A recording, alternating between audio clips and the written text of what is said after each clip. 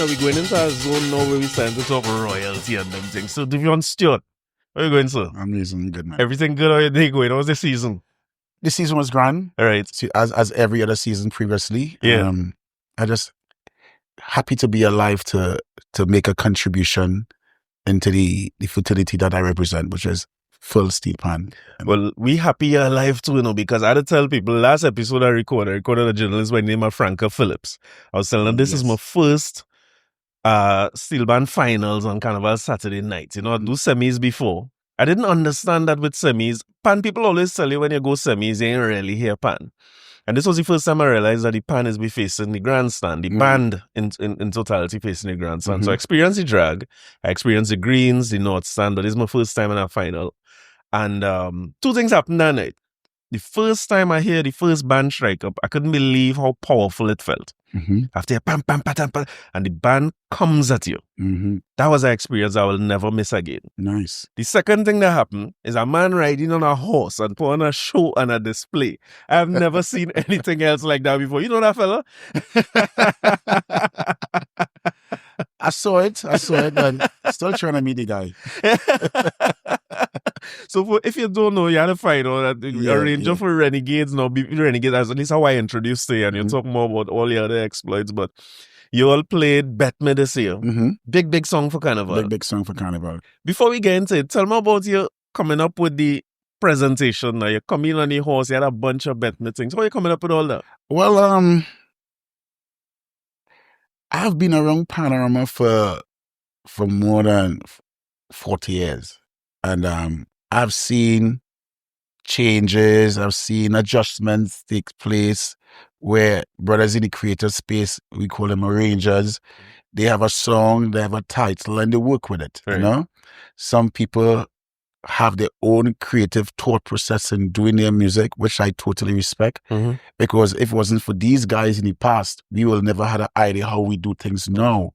So what happened with me when I was introduced to the instrument, being a player, wanted to be an arranger, got the opportunity to be an arranger, I saw myself as setting the standard and being a trendsetter. Not revolving and focusing on the monotony that was there from before. But yet still, the instrument is seen as one of the world's greatest inventions the world is seeing presently.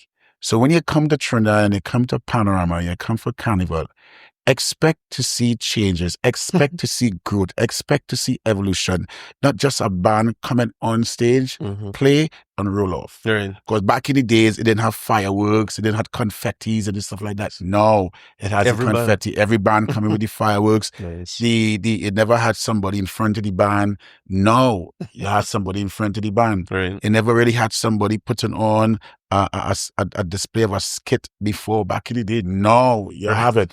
But now it's done in such a way now that everybody's seen it and everybody's elaborating on it that much. And then it comes with the theme of the song, what song you do it.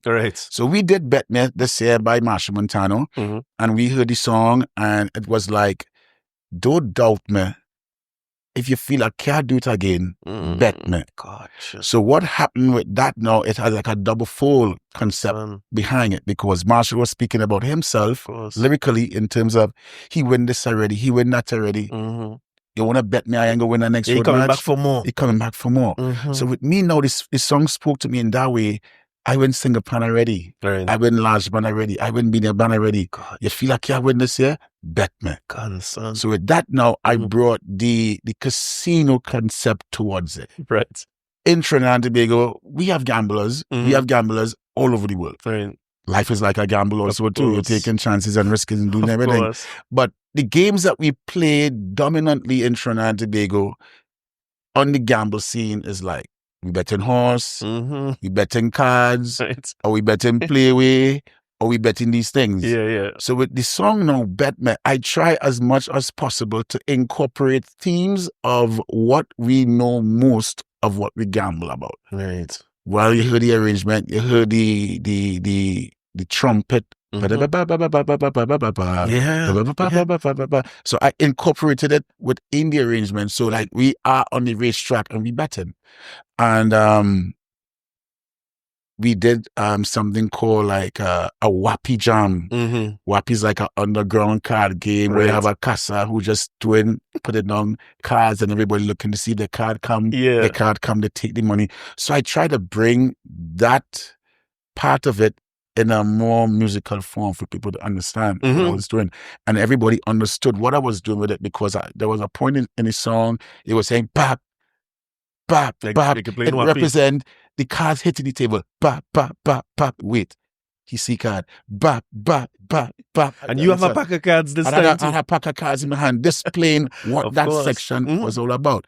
The horse, it was just a presentation scenario for me because I wanted people to come to the Savannah to see a show, to witness a show, and to listen to music. It's like making the blind see and make the deaf hear. Yeah. Bring that aspect to the music where 2026, with the people who were there in 2025, I've been to Trinidad Carnival, and what I saw, I telling a friend, I telling the next friend, Yeah, they I carry telling it. it carry that news outside. And you never know, every one story that touches somebody, Of course. 5 people could hear it, 10 people could hear it. Now we have social media, everybody's seen it. Yeah. I want to be there in person to see what going to happen for 2026. What Duvon go do? What Duvon go do?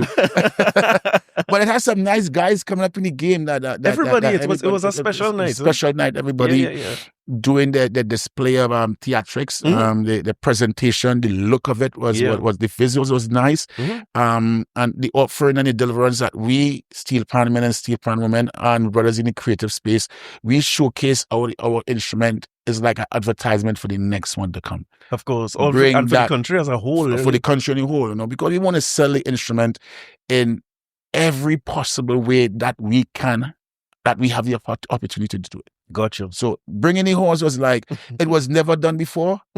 No, nobody ever did it. You ever ride a horse before?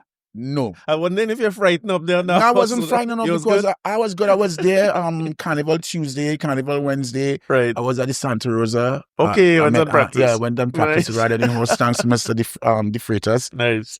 Ted, the assistant with the horse. The name of the horse was Ash. Nice. So I was close and personal with him. I fed him and we had a nice one-on-one with him. But the moment when to get on the horse, to come onto the stage, the horse was at the back of the North Stand, so nobody saw me. Right. Not even the members of the band knew what was happening. Oh, they didn't know you were going to do that? Nobody in the because band a few of them knew. had some little horse things they ride out on before that was planned. Yeah, that was planned. Okay, gotcha. That was the idea of Mr. Colin Greaves, who's the president of the band, along with the captain, Mrs. Candice Jules Brumont.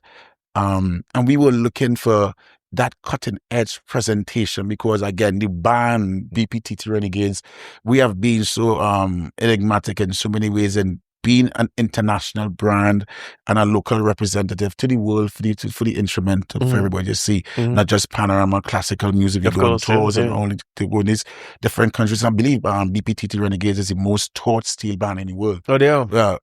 So they say, and I believe so too. There's an institution. We are a whole institution. Yeah. So everything that we do it to the best of our ability to advertise the band, become trendsetters, and lead by example for others to follow. So me, Duvone Stewart, coming in as a musical arranger, I like drama. I like the show. I like to put on a show. Right. I love to tell the story of what I'm doing musically with the arrangement. So if I have a presentation and an idea in mind, I throw it to them and say, I like this. Yeah. Or, nah, this kind of too loud and bashy. But being on the horse and coming on stage is like, yeah. We are in the Queen's Park Savannah. And many people did not know or who remembered, but that was the area where they used to do the horse racing back in the day before it went to Santa Rosa. It's very symbolic. Like funny you say, people might know because the pan side is so young. It's something I want to talk about too. But I saw you at one point during the presentation. And I'll tell you, we in the stands didn't see the horse either till they come out in the light. Because we see the present. He's so focused on the presentation and stuff. And you must have felt it. The crowd went in an uproar. But even before, when I came out behind the North Stand with the horse and I was walking, coming to go on the stage. The people on the drag saw me and it was like I could imagine. It was an uproar. The drag would see you first. Yeah, this drag saw me first and everybody was just in pandemonium. Yeah. And I was just cool and stable because the noise at the point in time, the horse hearing it could have reacted in a certain way. So I had to steady myself and make sure that, because the phone's out. Of course, everything. And once, if Duvon and now wants any fall off, they catch it and the next day it's a meme. So I had to steady myself and make sure that I was on the horse properly and I was well guided by the guys who was really taking care of it. But the presentation was wonderful. It was great. The next part of it with youths versus people who come from our time, I would say, was the when people hear NLCB now, they think Playway and Lotto and them games. And I see you bring one of them all long time when they used to do lottery. We get them thing, boy. Well, again, we wanted that was a mastermind idea from Mr. Colin Graves, I must say. I see. And he wanted to make people to understand, bring back the memories, the connection of where we used to do before in our leisure time and our downtime, buying lottery tickets, and that was the machine that you used to use and stuff like that, And on one on the side, we were at the casino where you have the lucky sevens and stuff like that. And we bring the borrow keys on, and then we bring the real horse on. It's like, this is sure these are things that we bet on and things we used to play on. So bet me that Renegades ain't gonna do these things, but we did it. Well, I see your updates. I was marking your status over the weekend, and they had some finals over the weekend. And so, who's your side? Arsenal is your side. Who's your squad in the? You wanna go there, man? Just asking. Only had a rough weekend. I'm a big Manchester United fan. Oh, you're a Man U fan? I'm a Man U fan. All right, well, let me leave that there. I can see where you're going. Dwight was there. I would imagine. I was there. I was supporting the team back in the days with Eric Cantona and stuff like that. From early days? Yeah, from early days. I'm only 49 years young. So I know more football. And after Dwight came on the scene, and then class of 1992 came on the scene. Yeah, it's not the same now. Not the same now. Well, that's transition and that's change, but we go take relax, That's how it's go. That's how it does go, because BPTT Renegades, we were flamboyant back in the 80s, into the 90s. We were the only band to win 3 straight consecutive Panoramas back in that era under the legendary great Dr. Jit Samaroo. And after that, it took us something like around 21 years to get back on top. So Manchester United, if they're going through the BP Renegades syndrome, they have a chance. Well, I'd ask you, like sports or sports fans sometimes, and Pan is so similar. With the fan of a Renegades man is a Renegades man for life, and you get children to be Renegades men too. Yes. How does it feel? Because you come second this year. I did not see Exodus. I came later and I didn't see Exodus. But congratulations to BJ Marcel, Enzo Mohammed, Can Cordes, and all the players in the team for the man. Congratulations to them. Is it the same as a sports fan where you feel that disappointment when you're feeling second? Yeah, because I've been to the UK and I've been going to games and see how passionate these supporters and fans are of their team. It could be Premiership team, First Division team, they are passionate, serious thing, to the point that you literally see people crying. You literally see people fighting after a game. You literally see people arguing behind it, and everybody have their fanatics of their team. And with Trinidad and Tobago in Steelpan, the same happens, but we never had the point where somebody got killed behind it, or we never saw somebody got in a sometimes fight take place. Of course. Cross-talk arguments and the bantering taking place. So every band have its fleet of supporters that goes die-hard supporting their band. And where the geographical location of where Renegades is, in the eastern side of Port of Spain, we have the Harp, we have the Shafford Court, we have the Baslon Street, we have this Corie Street. So those individuals that live around the area eat, die hard, breathe, sleep, Renegades. Right through. So the disappointment for players or Rangers fans, everybody is the same. It's the same. Everybody want to win. Everybody want to come out and be successful. Everybody want to wake up that next morning, Carnival Sunday morning, or in first place as Renegades or Exodus or Desperados or All Stars. Every band have the big fleet of supporters, and they are passionate about it. Of course. Like I saw when I was noticing all the other bands push and went off on the western side, and it was so symbolic that Renegades went back. It's almost like Ole went back in the direction. Oh, well, we were the last one performing. Yeah, so and the our track location, the location of our Panyard was just only right for us to take the opposite route. And so on that last note play, have yourself done as winning? How is that? I was confident. I was really, really confident of the performance that we gave on final night. And the players give it their best. We give it our all. We give it our all. But at the end of the day, is something I want to make everybody understand. In Pan, the judge's decision is final. Okay. And when God say yes, no man could say no. And all these things were created in such a way that this whole space that we in the competitive realm is controlled by God. Whatever results is being given to you, respect it as it is. And that is what we did. We never heard about the backlash in conversations or talk or the revelry of fighting and argument and exchanging banter of words of derogatory remarks to our peers. You know, what we did as a unit, we accepted the results and we congratulated the winner and we congratulated everybody within the Steelpan fraternity for putting on the show, Steelpan Panorama, so the world could see that we are striving and we are going forward. So come next year, you're going to see some new additions or some new ideas come into play because the demographics of arrangers is changing. We're not having Dr. Jit Samaroo is gone, and Ken Professor Fillmore is gone, and they have laid the foundation for us, the young generation that is now here, which is the guys like Kirsch Ramsey. Congratulations to him and winning Cats and Drummers in the medium category. Came first with the T and Tech East Side. Very, very upcoming, promising young arranger. OJ Richards, Sion Gomez, Arden Herbert,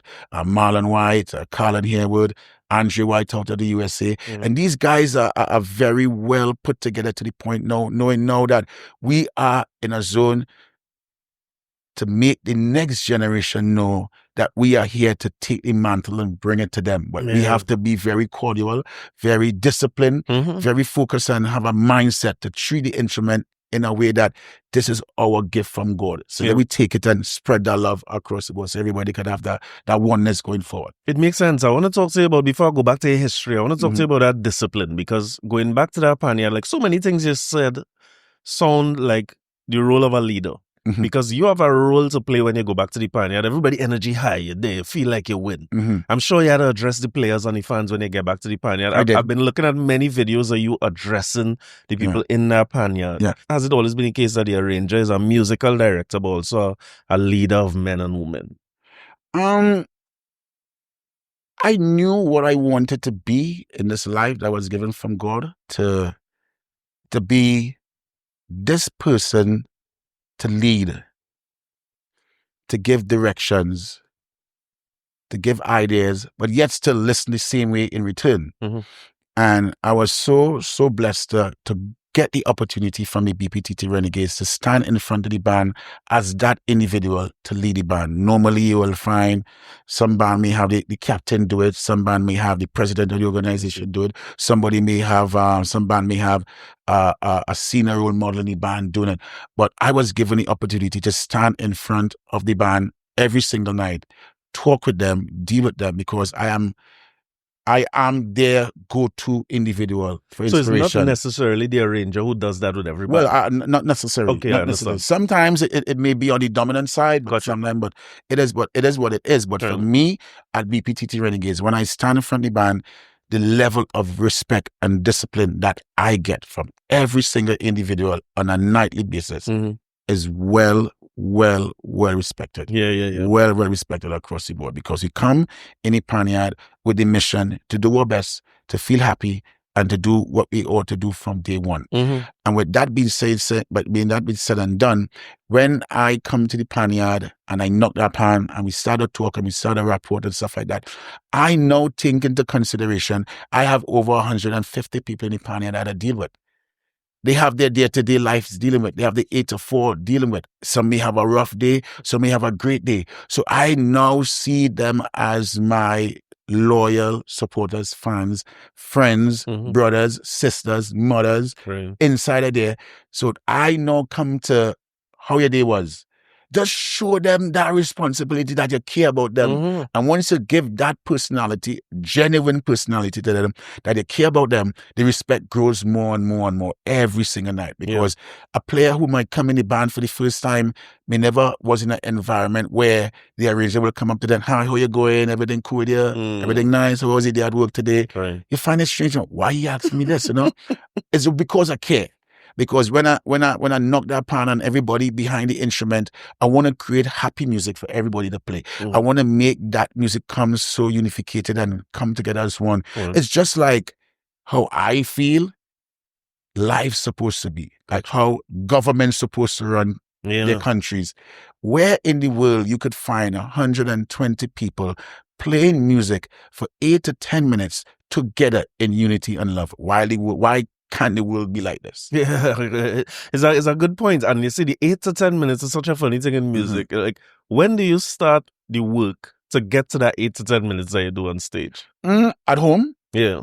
Processing the music at home, whatever song we're doing, if it's Bet Me. I got the raw material of the song from Marsha Montano. I asked for the stems. I listen to the song over and over and over and over and over. And I go through the song, detail, chord changes, chord graph movements, and I build my creative ideas and how I want to take the song from one point to the next point, but yet still having the mindset of creating that frenzy for people to love what they're playing. So I operate on a basis where I rise every morning at 3:30 a.m. Right. And I get behind my quiet, mental, happy place, and I listen to the music in my mind, and I hum, I sing, I even tap my fingers for rhythmic patterns to put in the song. And sometimes I even get my phone, and I will show a little example of it, right? I'll show a little example of it. What happens, like, sometimes when I'm home and I just there, and I'm looking to get a part out, Right. and I'll be like this.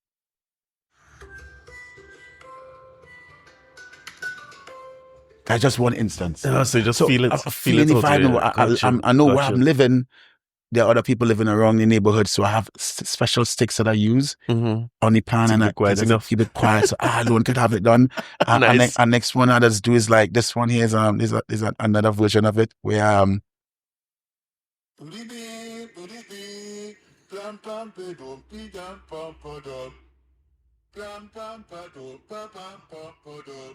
so when I get this nice little line and phrase now, I document it on my phone. Gotcha. And I get all these ideas and I gross them up and I put them together. Right. Then I go onto my computer and I put them in music notation form. Yeah. I use a electronic steelpan, which was invented by Mr. Salmon Cupid. And I have a computer software where every time you touch that note, the note goes automatically onto the screen. Yeah, so it's scoring. It's scoring automatically one time as you touch and you punch and you play. Right. And I have young, upcoming individuals in the Steelpan fraternity that wants to learn how does Duvone Stewart do it. Of course. And they want to come and see the tour process and how he does come up with these ideas. Right. So all these little things I just show you, and I show them it was like, wow. Yeah, I can imagine. This is like, and this journey and being on that level really started with a guy called Dante Panton. Right.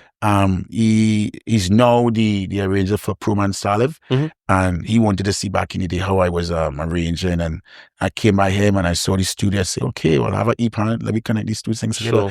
And we started to make these ideas come simple, We gross the ideas. I put the ideas on the pan. He transcribed it and documented, and everything was just working hand in hand. So being in that space and in that creative space in the morning at 3 a.m., grossing all that ideas and grossing all that thing, it's mind blowing for me to see how I could create all this music within that 8 minute. Of course. So if we finish Panorama a couple of weeks ago, when your process starting for 2026?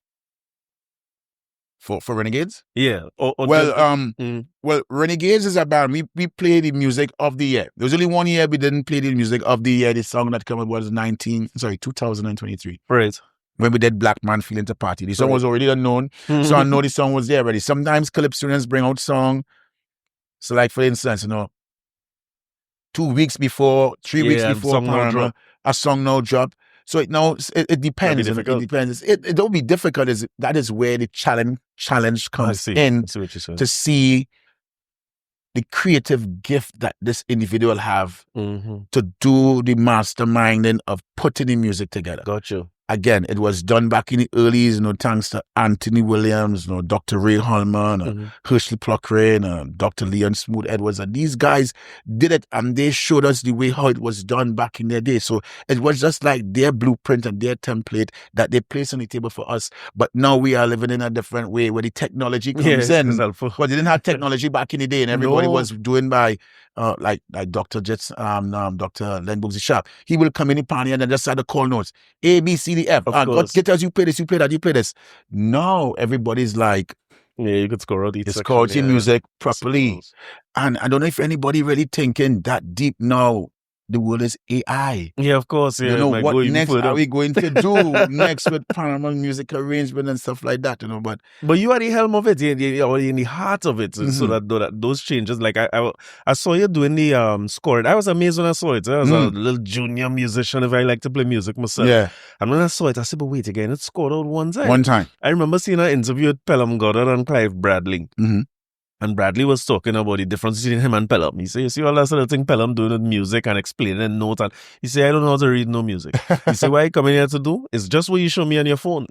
Like Bradley said, he would dream up the melodies almost and the different sections and the parts. And he said, when I go in the Panyard and I tell you that, he said, if only I drill that. He said, when I come back, I can't remember what I do. Yeah. And he never used to play piano. No. Clive Bradley. Yeah. He used to come in the Panyard with a keyboard, sit, orchestrate in his mind, right on the spot, and let everything flow. Flow from there. So I had to get back to you because this is a different era of the pan where you classically trained in music. Where did music start off for you in life? You mentioned Dwight York. Yeah, Tobago. Are we boys too, right? What part of Tobago? Scarborough born. Long St. George. So who you going a little boy in Scarborough now? Where did the music start for you? Well, my mom and my dad used to play pan. I see. My dad was the vice captain Trinidad Tobago All Stars, and my mom was just a normal pan player. She used to play quadrophonic. Understood. And they took me to the Panyard a couple of times. I saw it, love it, and that was history. Yeah. And then after I joined the Trinidad Tobago All Stars Steel Orchestra, playing with the band, and then I came about a woman by the name of Mrs. Gwyneth Armstrong. She was the principal for the Tobago Bishops High School, right, and also the music teacher. And she was given the opportunity to come to work for the band. At that point in time, I had no idea about bass, clef, treble, clef, crotchet, minim, semi-breve. That's a next language. That's a different language, So when she came onto the scene, she was like, we had a gear, so what we gonna do? She normally runs a music class in Tobago, and the instrument of choice that she was teaching the music was a piano. Right.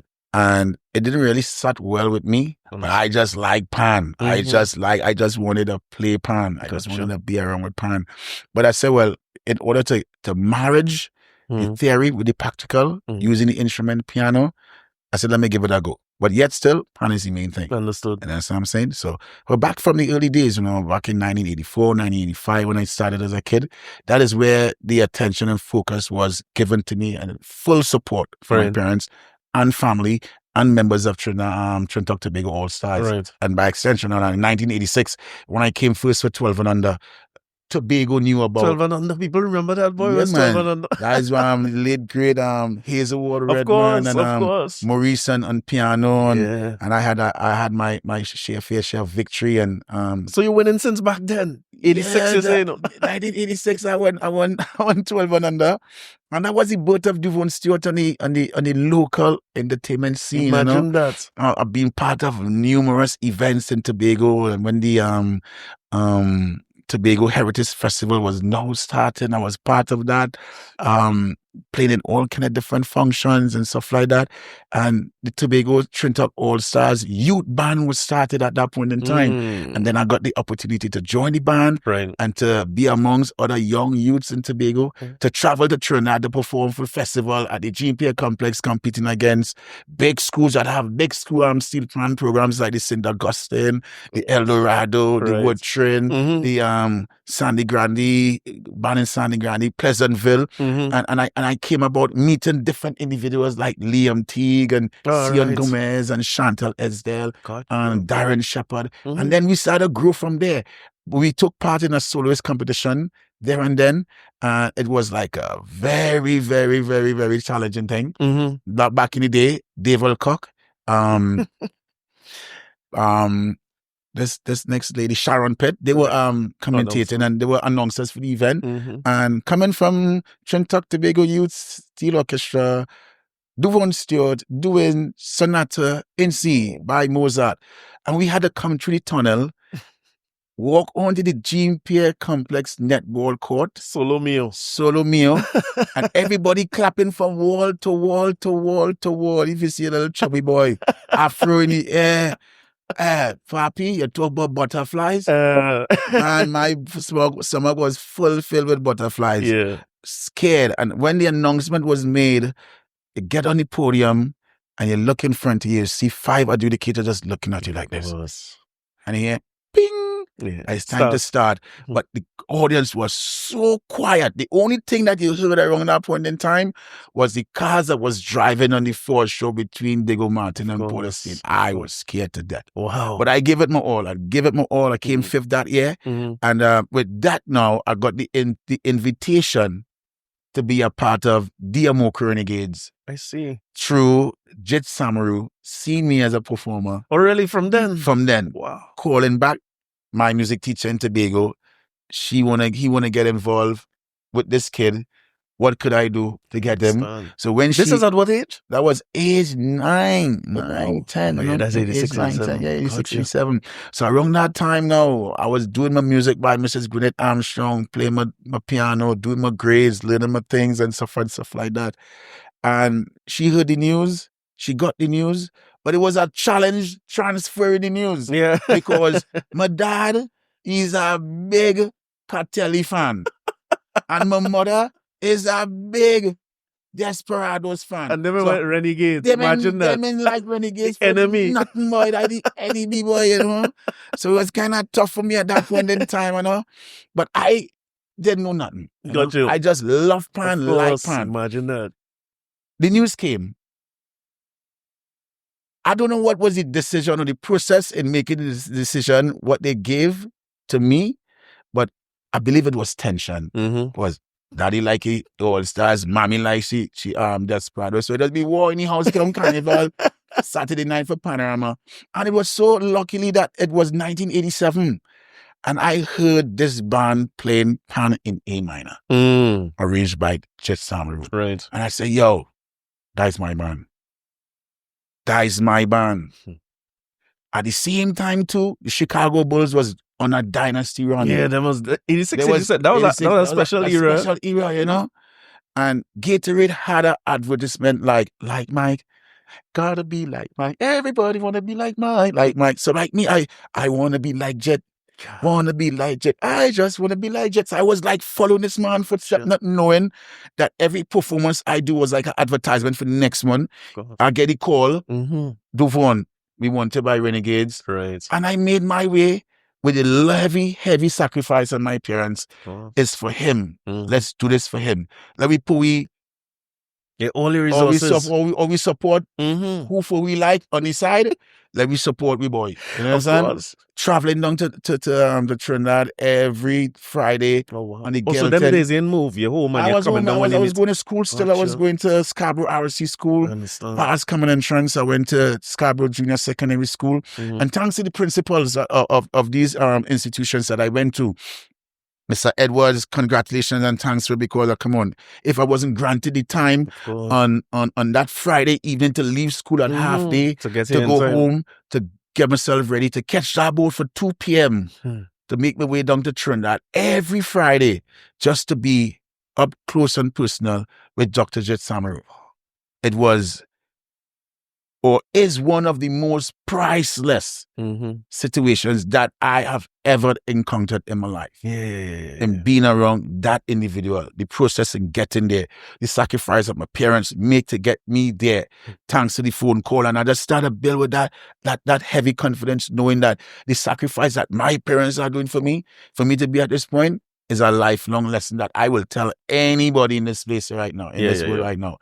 Always share respect for your parents. Of course. Because you don't know what they're thinking to make that next hurdle be a prosperous and a grand one for you. And they did it for me. And here I am, 41 years in the business.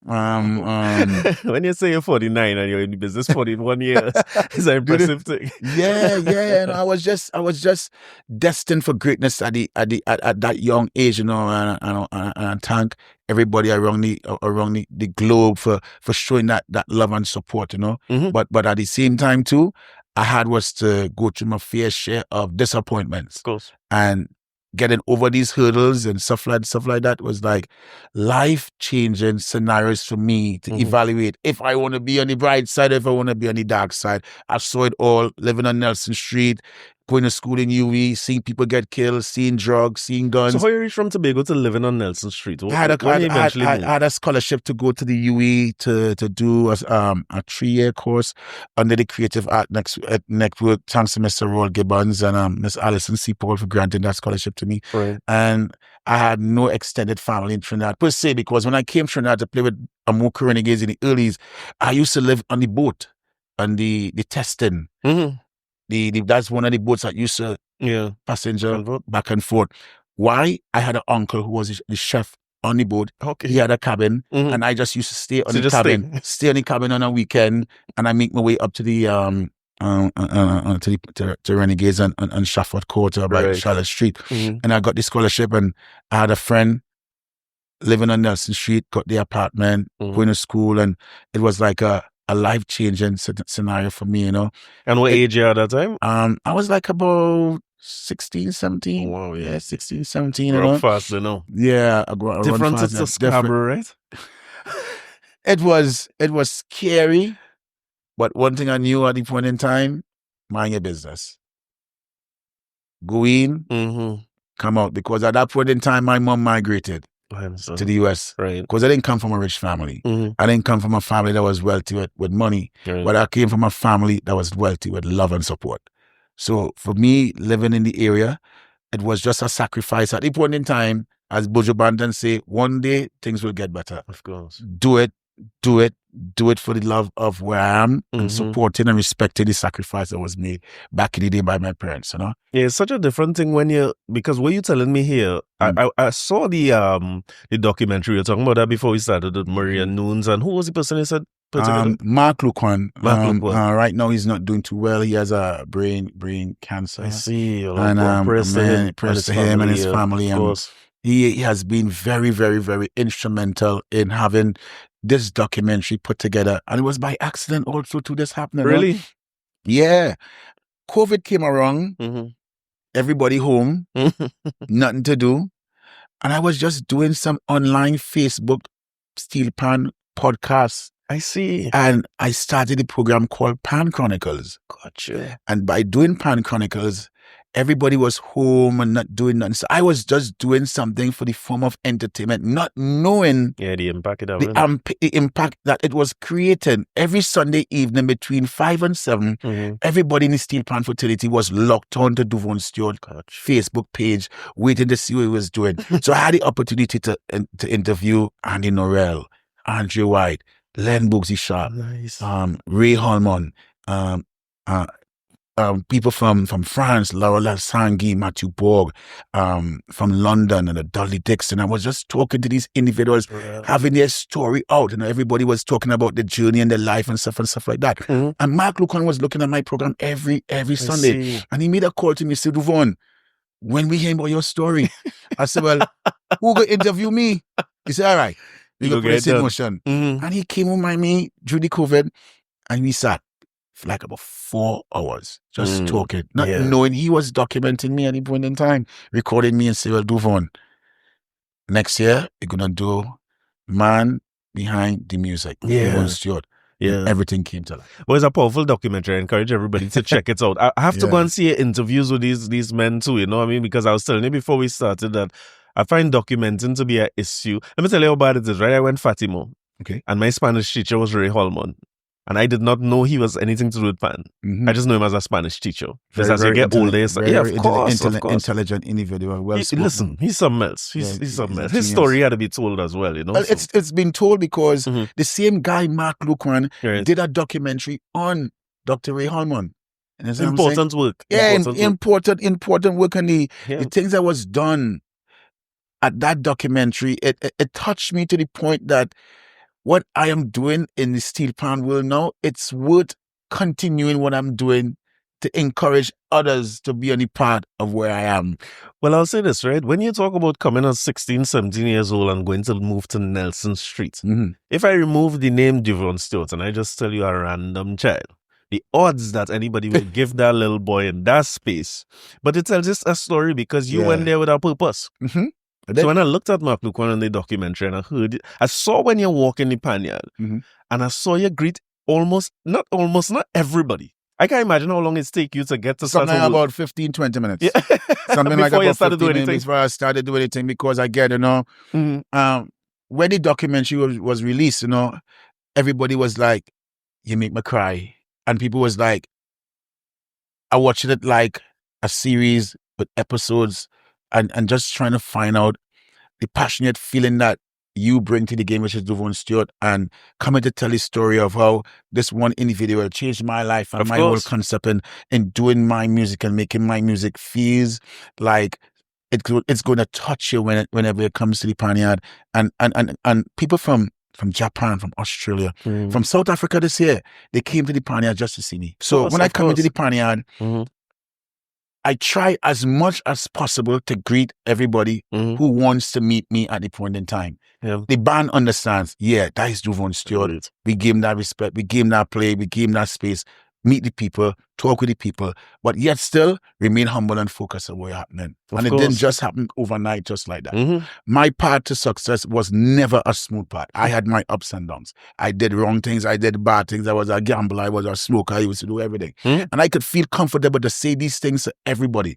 I ain't no fakery to the point where if I'm genuine to my growth in being who I am, Stevie Wonder is my living legend and my idol going forward. Yeah. He never see nothing. He never see nothing to the point, but he's doing great music. He's doing great things. And when I see these things, he's blind, but he's powerful to make people see what he's singing and what he's saying. So I take all these traits and I bring it to my game, bring it to my A game, and bring it to my mindset, bring it to my thought process, and I bring it to music, and everybody's just understanding what I'm doing. Of course. So everybody just come to say, well, let me meet him. Yeah, of course. Yeah. And I feel happy. I feel that I'm worthy of continuing doing what I'm doing. And it's not for money. It's just for the love and the gift that God has blessed me with to continue that legacy. And when, as one bright morning, when my time is over, I will fly away. And the legacy and the stories of Duvone Stewart will be lived on forever. Yeah, I want to ask you about that because now I've seen over the last, and I started my podcast during COVID too. You're home, you need an outlet, right? COVID. It's amazing how some things can be a blessing. But it was a blessing for Blacker than say it, Yeah, it was a blessing. It was a blessing for many people. For sure. Yeah, so when I first started recording and stuff, I saw things starting to change. I'm sure with work of many, many people who came before. But I started to drive. I used to drop my son to school in San Fernando. And one day when I drive there, I see the name of the street changed to Bobby Mohammed Street. And then I see same thing with Jit Samaroo. And you're seeing more and more the people being etched into the legacy of Trinidad. You see in yourself one day, you understand that they're going to be, where's Duvone Stewart Street or Savannah or Park or Statue? You seeing that coming? It's there already. I am not. It may sound kind of harsh, but I am receiving my flowers while I breathe fresh air because I've gotten the gift from God to do what I am destined to do. I am not saying that I am worthy of a street named after me, a building named after me, a room named after me. What I solely believe in, if it's the powers that may be, see it fits to be done, I'll accept it. If it doesn't happen, I still accept the gift that I got from God, knowing that the blessings that He gave me, my contribution has affected and make everybody felt comfortable knowing that we could see somebody that we could go to and speak to and have a conversation with. Sure. That is my blessing, gratified, victory feeling. Yeah. You don't want to name a street after Duvone Stewart. For Duvone Stewart, they say, well, yes, hooray, hooray, or a highway after him and stuff like that. You know, in return, what do you get back for it? Yeah, I suppose. It's just close. But what do you get back from spreading the knowledge of your talent that God bless you with? It's like the movie Gremlin. Your wet gizmo, multiply. You wet the next one, more come. Sure. You wet more come. And that's what I want to be, continue going forward until my departure on planet Earth comes. Yeah, you see that thing about legacy, right? And I like your analogy with the gremlin because, again, that 17-year-old boy put into that environment in Nelson Street. I wonder sometimes if you understand the impact you having on changing the odds of many 17-year-olds who get put in them situations just by doing what you love and being who you are. You know, because that to me, that's one of the legacies I feel not being talked about enough. The fact that you've instilled that discipline through your leadership and your talent and your gift and your hard work to have a bunch of youths, 150, you say, you know? Yeah. There's 150 people who have purpose and have something to look forward to, and might a year like this might have disappointment, but now they have yet next year to come back. And so much, when you talk about success, I don't know anybody who's successful. You talk about Jordan, you talk about Dwight York. It's hard. It's really hard. The road bumpy. The road, yo, let me show you something, man. Everybody will not like you. But you see, being successful, it makes you miserable, activate to the point to say what they want to say, to derail you, to see what you will do. But I had a steady course of individuals around me supporting me, which was the people in the Steelpan fraternity who saw the gift, who saw the greatness, to say, well, we're going to support Duvon. Let me give you a story. In 2016, I was weighing 440 pounds. Wow. I was big. I went on a journey, on a weight loss journey. It didn't go well. Right. I went to New York in April in 2016, and I made up my mind that I'm going to do a procedure to get the weight off. Sure. I told 6 individuals. The manager of Ebony, Earl Pierre Jr., my mom, my dad, Roderick Dowers, and Candace Andrews Blueband. Those were the 6 people that knew that I went and do a surgery in Mexico, Tijuana, September the 6th. And my life changed drastically when all the weight left me in like about 12 months. I lost like about 240 pounds in about 12 months. And nobody saw Duvone Stewart in the public space for close to a year. But I was alive.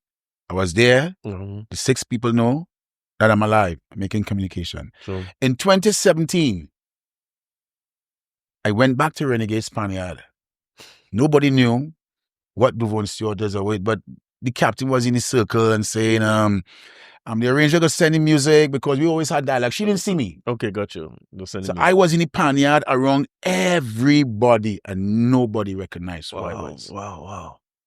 So when she said the arranger is going to send the music and everybody, somebody said, when the arranger come in?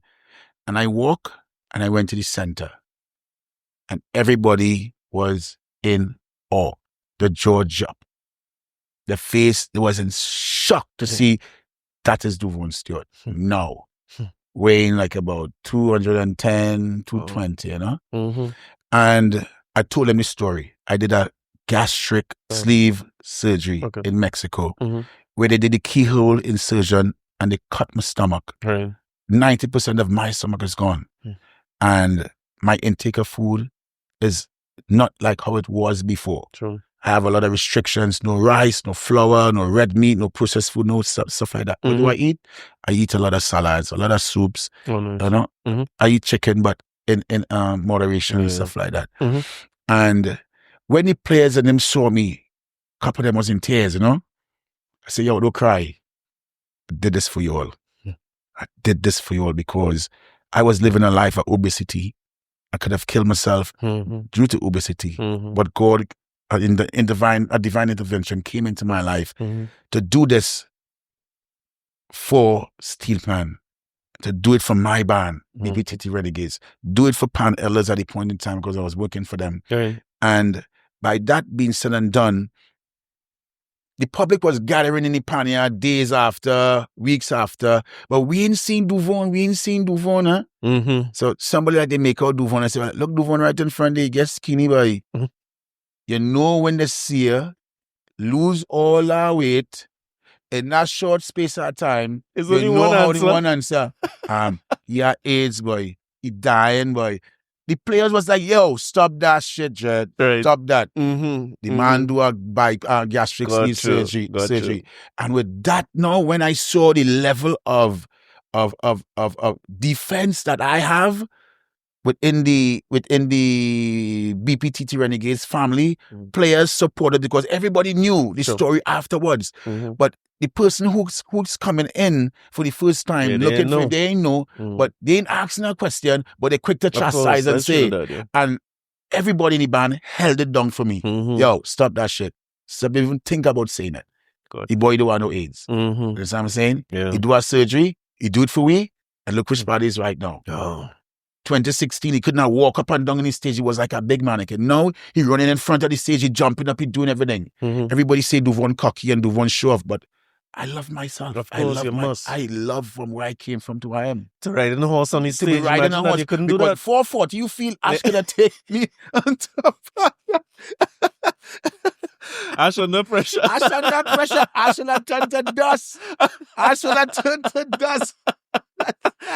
So it's so nice to see Ash had somebody else 80 pounds, riding him nice and comfortable. Beautiful, I like that. But I like the that. story is the bottom line of the story is that not everybody gonna love what you're doing. Sure. Once you have a support crew that support and love your transition from where you're going to where you is now and going forward presently, that love is so unificated, spreading through the band, spreading through the community, spreading through this fraternity, locally, regionally, and internationally. I feel blessed knowing that I am in a fraternity where I am loved. I don't even care about who hate me. I understand. You could say whatever you want to say. You could cast derogatory remarks and statements about me.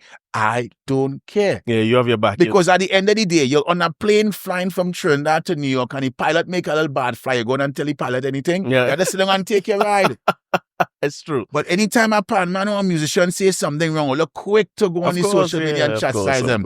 That's why I'm not on Facebook no more. Oh no. I'm done at the social life because the things that people do to disrespect people in the creative space, but they don't know deep down inside, we're doing it for you. In the creative space is the engine behind the country. I don't think people accept that. They don't accept that. No, they don't. It's not seen as important. That's why it's so important for me to talk about this, the idea of leadership. Like I remember some years ago, maybe, and we'll talk about the story behind Here for Love as well, as your first large band win, yeah?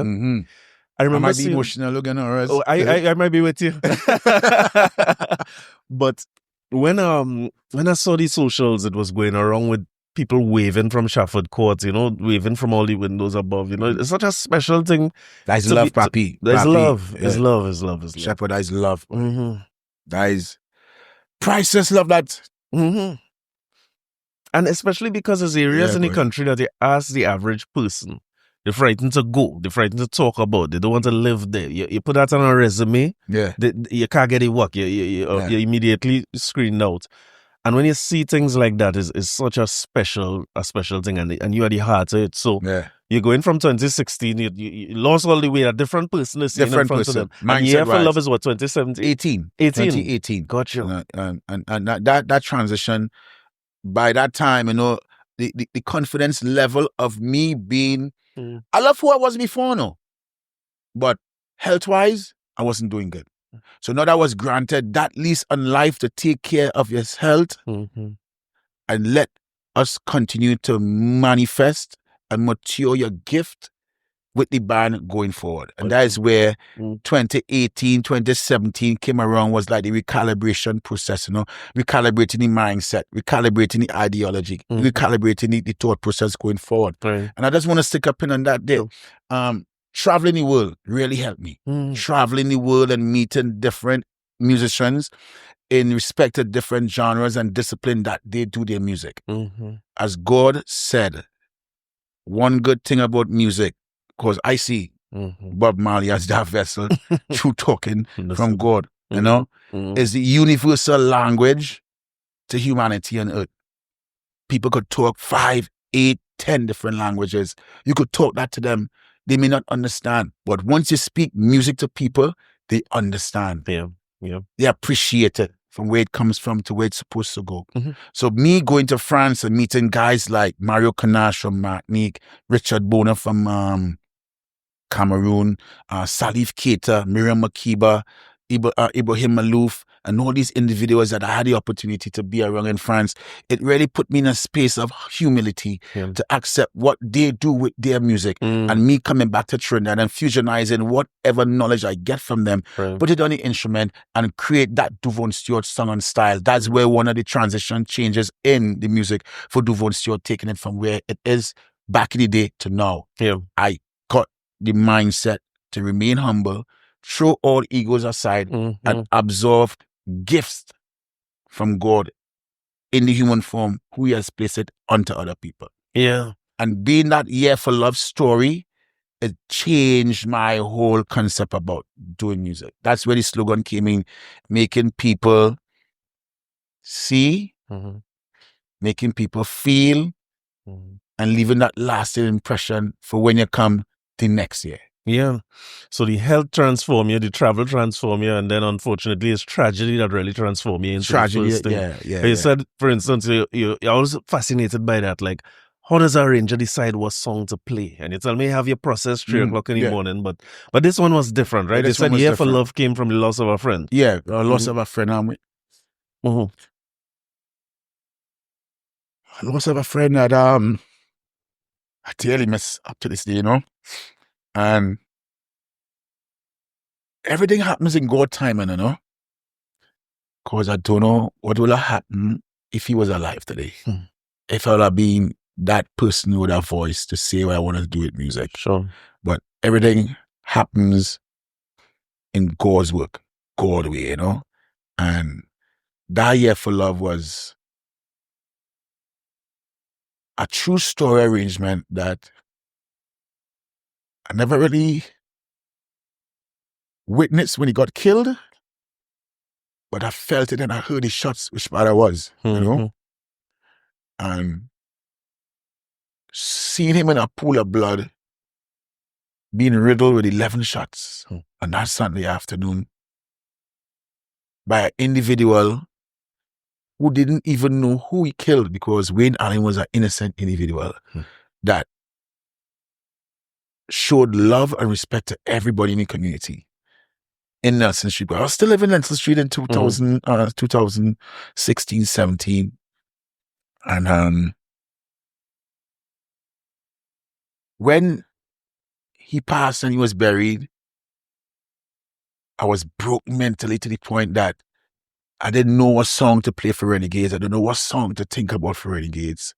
But Voice came on the scene and he had his party in Anchorage. And being in that dull state of mind from the 11th of December till the 24th or 23rd, I went down to the Anchorage, saw the party, and I heard the song. The song wasn't really on my mind. I just saw everybody in a frenzy jumping up on a fire go burn them and flame shows and stuff like that. I said, well, let me go back on YouTube and listen and hear what the song was like. When I took the time to analyze the song musically, it's nice. Then I started to analyze the song lyrically. I broke down again. That was Wayne. And that feeling came right back. This song is for Renegades. This song is for Renegades to relieve myself and to say thanks to him for what he has done for me in my life. Not knowing that this was the transformation in the Duvone Stewart song, Duvone Stewart style, Duvone Stewart flavor, in being one of the trendsetters in the game in arranging. And many people may say, everybody have their opinions, which I totally respect. Duvone is one of your greatest Panorama arrangements. And for me, I'm living. I will continue to do what I have to do, but competition doesn't defy or make me who I am, and I just here to bring a contribution to the end of the game. Of course. And that year for Love story, it was a story that I brought from being personally affected by losing Wayne Allen as a friend, and bringing it to the Panyard, and bringing it to that geographical location, which was in the eastern side of Port of Spain, which is so heavily dominated front page news. Who get killed? Who get shot? Who get stabbed? Who get robbed? Who get snatched? Some kind of form of negativity that was there. Always. And a lot of people came in the Panyard to hear what the band was playing, and that is what transformed me to bring a microphone and a speaker in the Panyard. Just so much people. To tell the story about the loved ones that was gone, and the ones that living that was affected by the loved ones that touched their life. So the people in the Panyard at the time would have known you lost a friend so close? Yeah, they knew, because every time I come in the Panyard, I told them, this song is for Wayne, And he was around the Panyard. Wayne was... Before, back in the day, right. Wayne was a big Phase 2 supporter, I see. I convert him to a renegade. That's what I'm saying. Convert him to a renegade. That's true friendship. That's true. He come in the Panyard and he get a t-shirt, he see man, he come online with me and show his support, because every morning we used to wake up. I had my birds at the time, and he come out on the corner of Queen and Nelson Street, and we greet everybody good morning. He would sit down and talk to me about life and how things was with him. When he was living in the US, he get deported, and he said, boy, Duvon, you're a big one, you gotta be a big one, I do it to make the mistakes I make, I rob people, I smoke cocaine, I sell cocaine, I do the old drugs and stuff. I know you're living in the area. You don't have to hold a gun to be here and say you're from here. Gotcha. Use your gift that you have and mash up the world. Imagine that. And when that was said to me from him, it was like an extension of somebody showed love and support to you, because that was said in the earlys with my parents. That was said early by my peers, my friends, and things are wrong. But when he said that, he solidified that whole statement to me on the Nelson Street, I said, yo, just do it. I receive it. Just do it like Nike. Just do it. Yeah. Just do it. And everything that's unfold to see that greatness. And I believe, again, it was like a divine intervention that came from God to have this person be the human form vessel to come to tell me, God tell him to tell me, do them thing. Yeah. Be yourself. Just go and show your gift, what God blessed me with. But he was the human form of the universe. And then after, what God said, his life was taken, the way to connect me in a more peaceful place, to give music to make people understand where I am going with my craft. Yeah. So what is it like telling that story in the Panyard? Emotional, boy. Emotional. We even start that story, Jess. It was heartbreaking, man. At times, like, while doing music in the Panyard, I would come in the Panyard like 9 o'clock, and they might be running apart, and boom, it hit me, and I disappear. I going home, crying. And the practice went on, and everybody understood what was going on, And the passion and the expression every player had behind that music, to perform that music, the heart and soul was put into performing that music. So when we came to perform that music on the 7th of January, it was fearless. It was with confidence. We're doing this, and we supported Duvon on his journey. You never know, some player might lose an aunt or uncle or brother or sister that get robbed and shot, and they played with that same passion too. And the leadership in front of the band, by me standing up in that painful moment, gained more respect from everybody at that point in time. Even breaking down any painful moments, huh? Yeah. They call, Duvon, you home, you're safe? All right, cool. We'll see you tomorrow. They didn't ask a question after. Gotcha. I will come in the Panyard, and I just try not to run that line, that statement, that phrase again, because I was being so expressive in putting gunshots, relating 11 shots that he got. And there was a part in the song that I did, an excerpt of Black Stallion, fire go burn them. Fire, burn them, Jano. This is my time for burning. The person that killed Wayne was in hell. So I was burning it up now. See the man. It wasn't easy, Charlie. It wasn't easy. It wasn't easy at all. But I overcame me pain. And the players brought joy to my heart. I can imagine. The community brought joy to my heart in supporting me.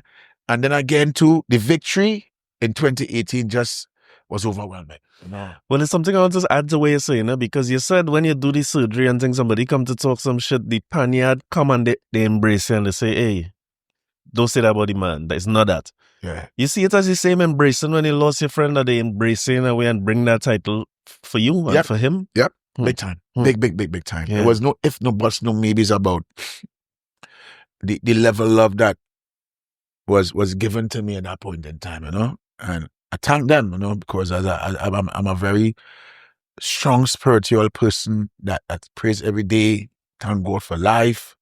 It shows when I'm on the stage with the band, I make the sign of the cross and I say, thank you, Father, thank you, Jesus.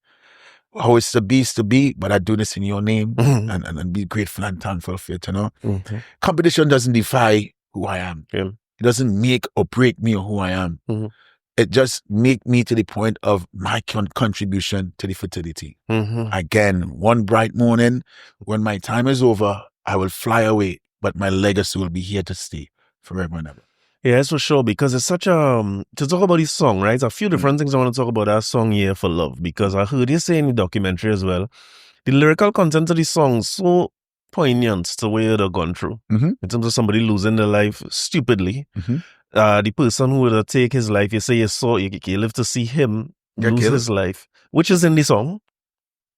Yeah, see it. I saw it. I saw the guy got killed. The guy who killed Wayne Allen, I saw him when he got killed. I was on my balcony on Nelson Street, riddling gunshots, because I was living on Lower Nelson Street. And what separates the turf war and Nelson Street is Prince Street. So people from Lower Nelson Street can't go past up Prince Street, not even me. And the person that killed Wayne, it was a person that came down to make a statement. Anybody that walking around in the hood, it could have been me that Sunday evening I was in the Panyard, cleaning up and playing cricket and just being jolly and happy with everybody. Gunshots ridden down the place. They said I don't on the Nelson boy, Duvon boys. In my mind I said, hope nobody get pick up, Boom, 5 minutes I got a phone call. The principal, the PE teacher, Roger Martin, called me. Oh, Big D, your father in a pool of blood here, but they mash him up. I said, we talking about Wayne, but clap. I break down, jump in my car, drive down the road. I just seen everybody around him. I just walk up to him and I was watching and I break down in tears, gang. Everybody knew who the man was, but then again, at that point in time, living in around that area, if somebody come and say, who killed Wayne, boy? The first answer they gonna give you, I don't know, because nobody don't want to become... They want to be involved. But everybody knew who the man was. Gotcha. They see the man. So I was just in the midst, hearing that conversation, and you hear out of the rhymes, they say who killed the man. And out of the blues, boom. The turf war still going on. Everybody wore this territorial rank and fame and threw the guns and stuff like that. He came down again just to be miserable, and they emptied out of them. I see it. And it documented in the song. Yeah. In the arrangement. And the feeling and the emotions while telling that story, writing that song at that point in time, King, was mind-blowing. Yeah, it will last forever. It is. It will. It is, and it will last forever. Yeah, and it's funny, that voice say in that song too, what is a real bad man? You're calling yourself a bad man. Yeah. I listen to that song so many times and I hear one of the things a real bad man is protect the community, protect the elders. And I wonder if you see yourself as that real bad man in that moment too. Because you take something that I think could break people, Duvon. I watched that and I saw you. I started watching it in the car and listening to it. And I had to stop us in there, but I had to go and see this home. Yeah. And when I hear you talking about this, somebody can't believe that you're going on a stage to put on a performance, because a lot of people might have walked away from the 150 people and say, I just can't do it. So what's your emotion like on this stage that night of that performance? The players were with me. The community was with me. We played band number one, and the portion of individuals that was supporting the band, we even saw other band members from other bands coming around Renegades, coming to push the band.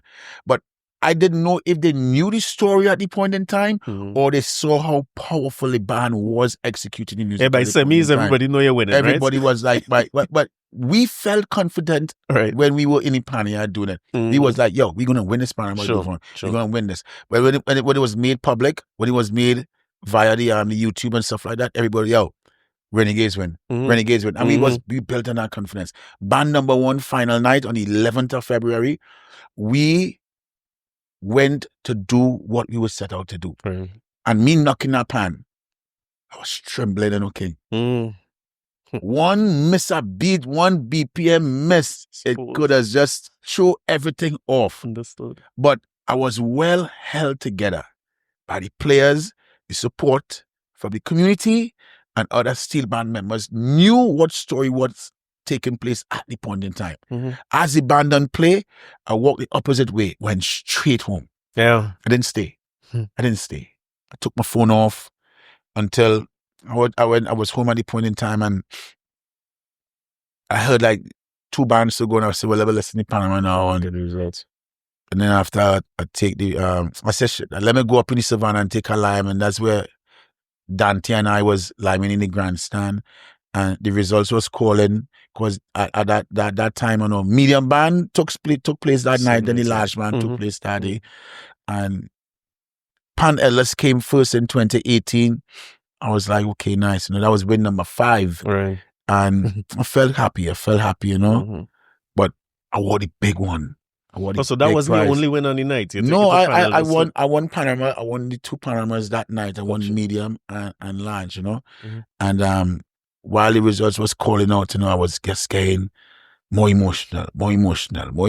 Feel like the roof of the Savannah was just opening, and Wayne just telling me, go for your trophy, boy. Tell them criminals to sit down and rock back. Let them go and look for work because they're too damn evil. Go for your prize. And the band was declared winner. Broken down, emotional. Can imagine. Can imagine. A happy relief, that a moment that I will never ever forget in my life, because every Steelpan arranger dream is to win a Panorama as an arranger. And I had my opportunity at the large band category, which is like the creme de la creme for the BPTT Renegades, who was in drought for like about 21 years. Yeah. And with that victory, I came back down to Charlotte Street. Traffic between Oxford and Park Street. I can't reach. So when I was visible for people to see me, I made the entrance from the Park Street entrance, walking up with the trophy. Yes. And everybody was like, Duvon. No?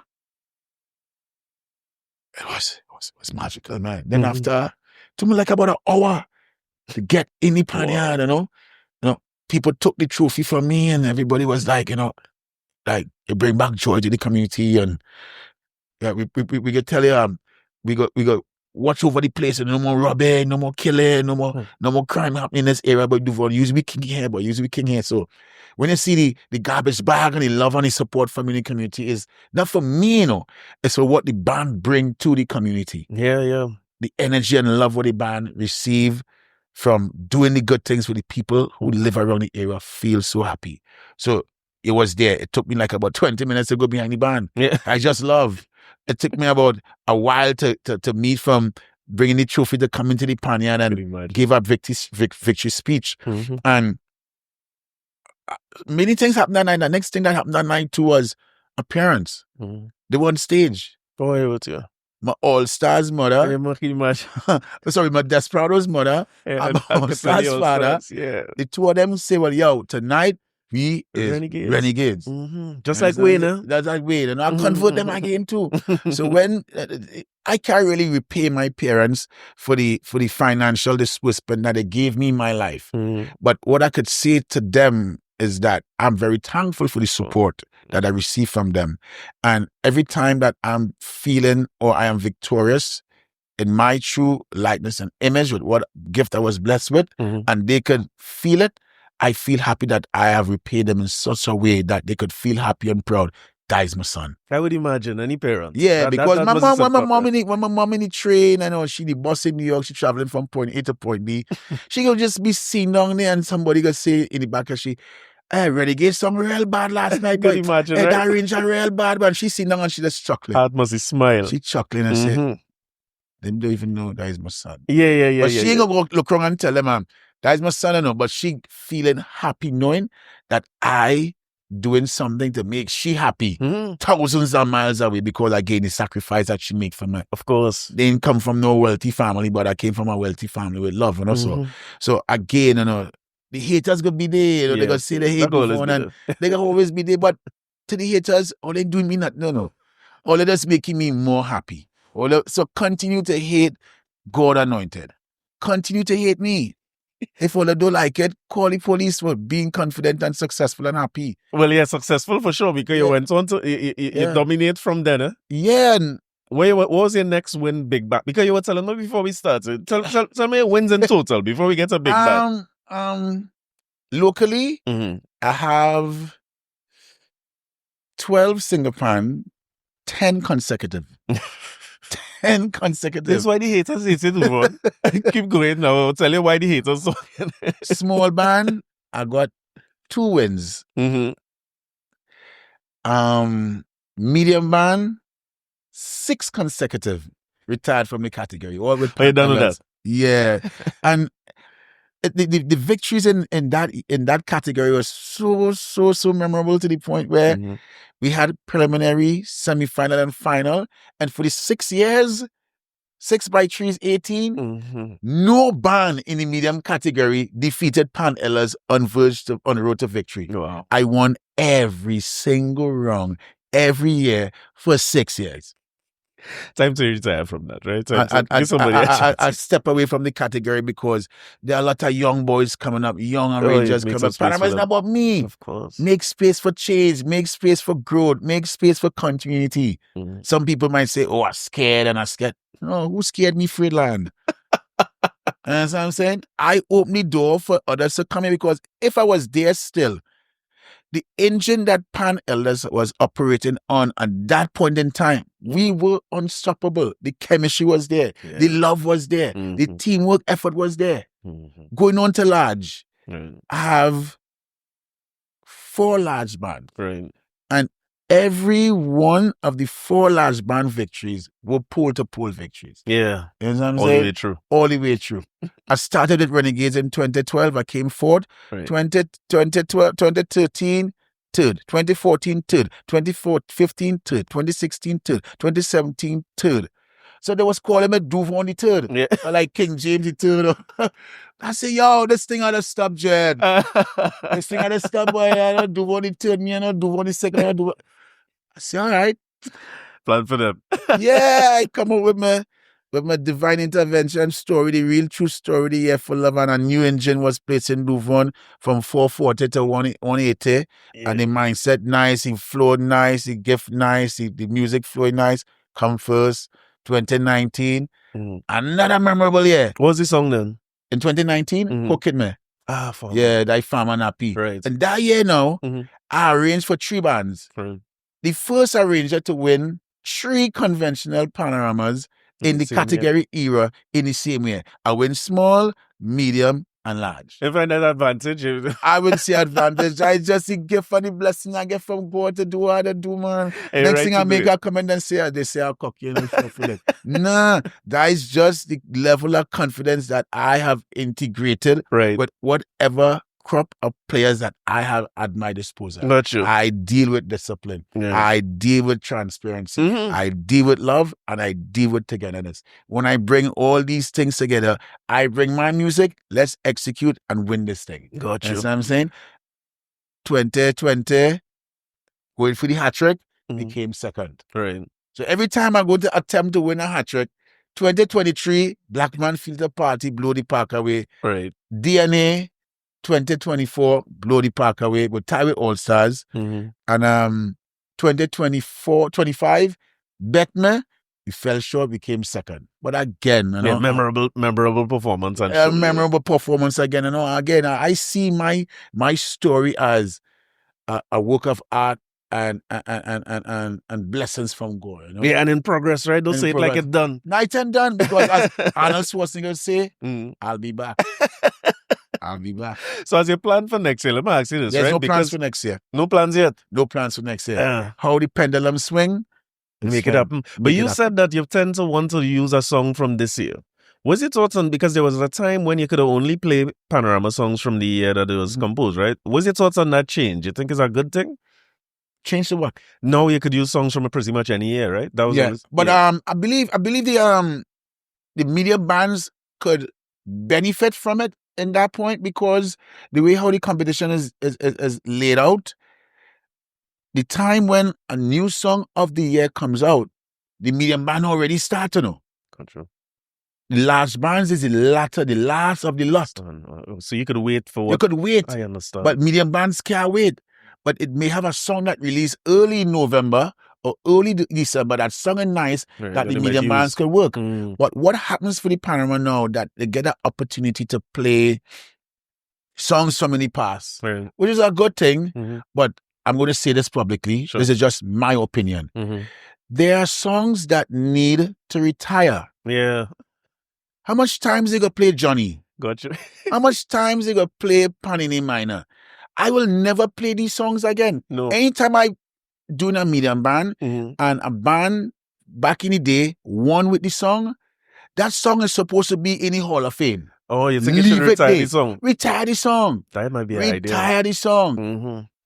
Retire the song, because remember, in that era between the 70s until the mid-90s, when Kitchener was alive, Kitchener music was dominant. By far. By far. Sparrow music was there. Yeah, right. Then after the Foster coming in the scene, it was there. Now and again, you might hear somebody do something else, but Kitchener music was dominant.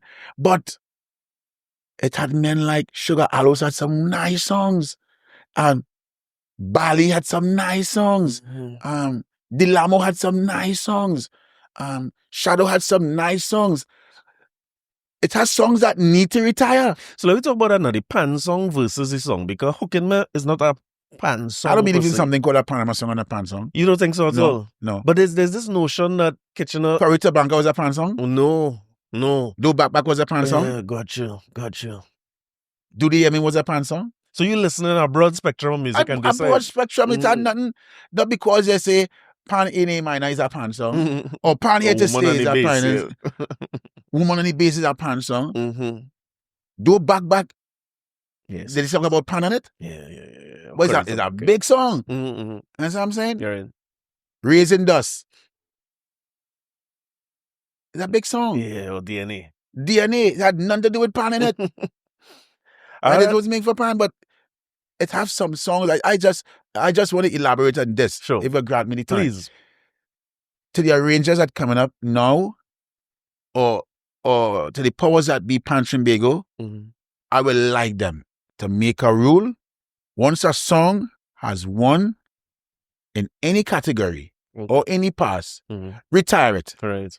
Retire it. It becomes that point where 2016, 3 bands could play Johnny.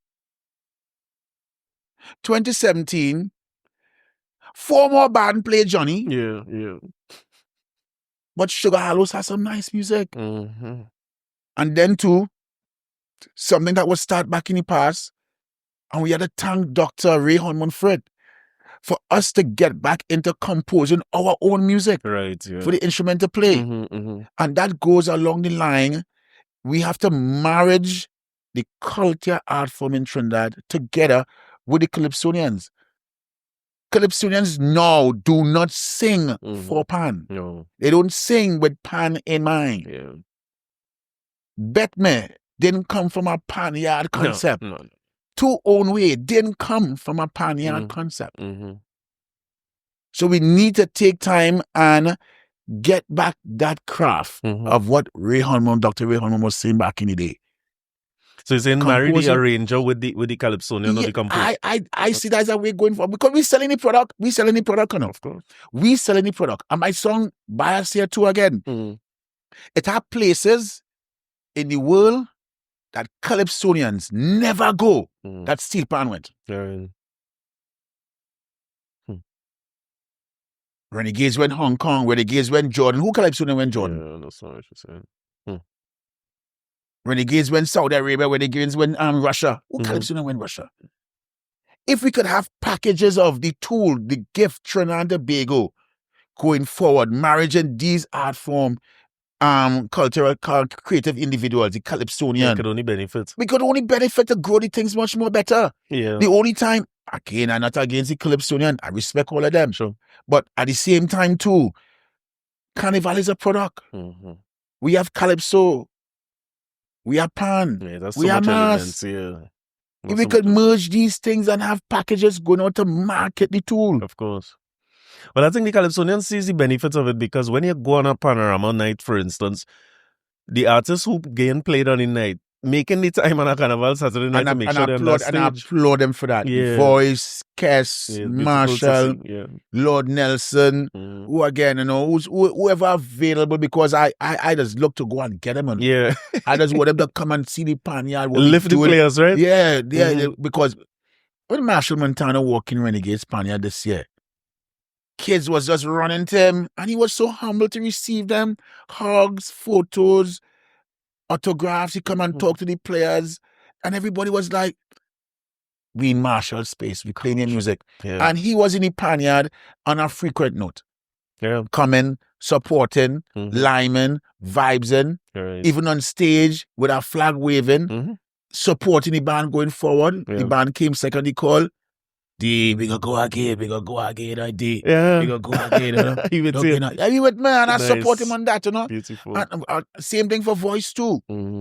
Voice with excellence. You see the marriage and the support. Voice was along with Skiffle. His song was played there too.